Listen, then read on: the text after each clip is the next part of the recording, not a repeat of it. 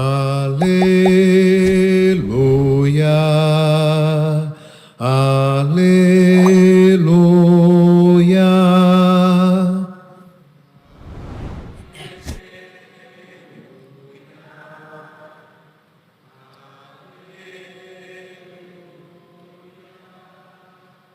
Ó sabedoria, que saístes da boca do Altíssimo, atingindo de uma outra extremidade, e tudo dispondo com força e suavidade, vinde ensinar-nos o caminho da prudência. Aleluia.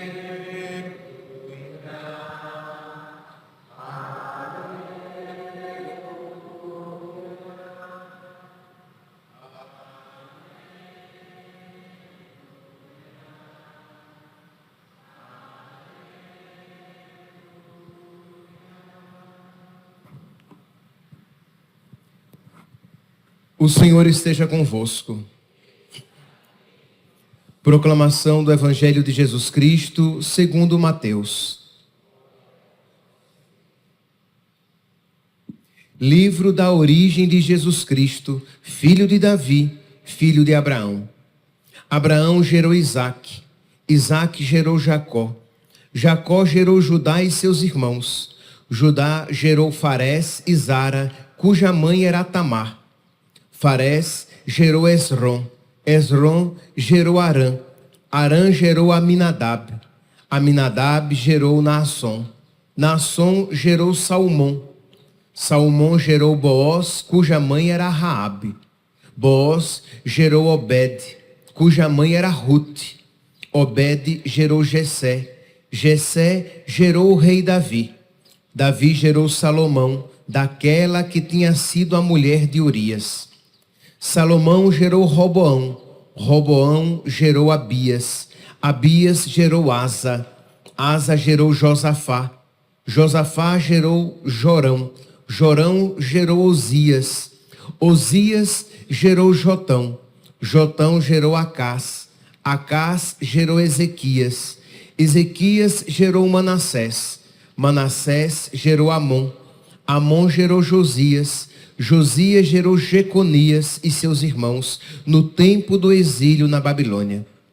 Depois do exílio na Babilônia, Jeconias gerou Salatiel, Salatiel gerou Zorobabel, Zorobabel gerou Abiúde, Abiúde gerou Eliaquim, Eliaquim gerou Azor, Azor gerou Sadoc, Sadoc gerou Aquim, Aquim gerou Eliúde, Eliúde gerou Eleazar, Eleazar gerou Matã, Matã gerou Jacó, Jacó gerou José, o esposo de Maria, da qual nasceu Jesus, que é chamado Cristo.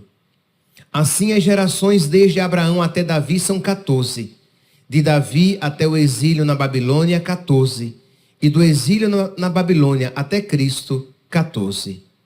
Palavra da salvação.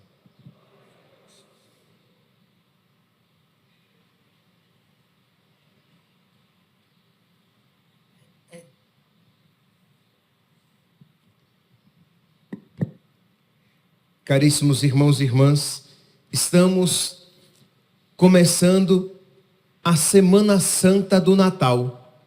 Então, agora estamos mais próximos do que nunca de celebrar a vinda de nosso Senhor.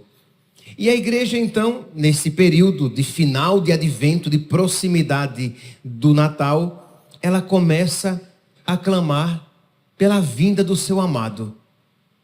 Isto é, a igreja sabe como chamar Jesus para que ele venha. E ela vai chamá-lo com títulos, concedendo a Jesus, reconhecendo nele aqueles títulos. Ó sabedoria, ó raiz de Jessé, ó Oriente, ó Emanuel. São os vários títulos com que Jesus será chamado. E nós precisamos então, meus irmãos, despertar o desejo no nosso coração para que nós desejemos a vinda de Deus. Mas não apenas desejemos com um mero afeto, mas que nós desejemos com uma ativa preparação, preparando o nosso coração, preparando a nossa inteligência, preparando os nossos afetos, preparando tudo o que temos e somos para acolher Jesus. Preparando-nos com uma conversão, porque não é apenas uma espera para que Ele venha, mas para que Ele venha e eu o acolha. Então, durante esses dias, nós iremos nos exercitar no desejo. No desejo, ao ponto de nós podermos dizer, como o salmista: minha carne vos deseja como terra sedenta e sem água. A minha alma deseja, a minha alma tem sede de Deus e deseja o Deus vivo. Então são essas expressões que expressam essa expectativa de quem ama.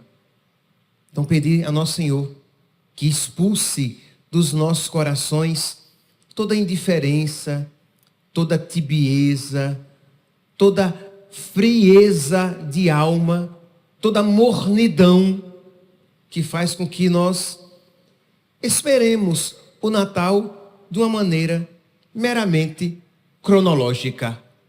Daqui a pouco é 25 e aí terminou. Mas que haja uma amorosa expectativa. Pois bem, e nós então, nesses dias, nós iremos, como eu falei, nós iremos nomear Jesus, nós iremos aplicar a Ele títulos, qualidades, palavras cheias de significado. Iremos chamá-lo sabedoria, como chamamos hoje. Tão necessário, Jesus, sabedoria, para um mundo tão confuso e às vezes que perdeu o gosto de Deus. A sabedoria é o dom que nos faz saborear Deus, ter gosto pelas coisas de Deus. Então clamar a Jesus, sabedoria. Jesus, raiz de Jessé. Para você que talvez se sinta sem chão, numa situação de grande instabilidade, você pede que Jesus seja raiz, chave de Davi. Isto é, que Ele venha abrir aqueles aprisionamentos da nossa alma a vícios e a pecados. Que Ele abra e ninguém mais feche. Que Ele feche aquilo que nós temos tornado acesso para o inimigo, que Ele feche. Oriente, sol, que Ele venha iluminar as trevas da nossa alma. E nós sabemos quais cômodos da nossa alma têm estado escurecidos. Quais partes do nosso coração não têm sido iluminado com a luz de Deus, mas tem sido obscurecido pelas trevas do mundo. Ó Emanuel, nós que sabemos que sozinhos nós não damos conta, nós precisamos da sua ajuda. Pois bem, então nesses dias vamos lá, vamos nos exercitar, vamos suplicar a Deus que aumente em nós o desejo da sua chegada. Pois bem, e hoje nós, na primeira antífona do ó, nós começamos: ó sabedoria, que saístes da boca do Altíssimo, vinde ensinar-nos o caminho da prudência. Então nós pedimos a nosso Senhor essa graça, essa virtude cardeal, a prudência, justiça, fortaleza, temperança, prudência. E a prudência, meus irmãos, é aquela virtude que ela conduz todas as outras virtudes. Ela é discreta porque ela não é muito vistosa, digamos, mas ela tem que estar presente em todas as outras virtudes para que o verdadeiro bem seja alcançado. Então é aquela virtude que nos faz ver com clareza a realidade, julgar de uma maneira correta e decidir. Quando a gente fala prudência, às vezes nos vem à mente cautela, astúcia, crê em Deus Pai, nada a ver com astúcia. Mas não é uma mera cautela, nada de astúcia, nem muito menos medo de agir. A prudência, ela não evita o risco, digamos, por medo, mas ela evita o erro por lucidez. A prudência, ela não vai tornar você menos valente, mas vai dar à sua valentia, à sua fortaleza, ela vai dar uma qualidade tal, de modo que você não seja temerário, para que você não se exponha a riscos desnecessários. De modo que você use a fortaleza da maneira correta e alcance o verdadeiro bem.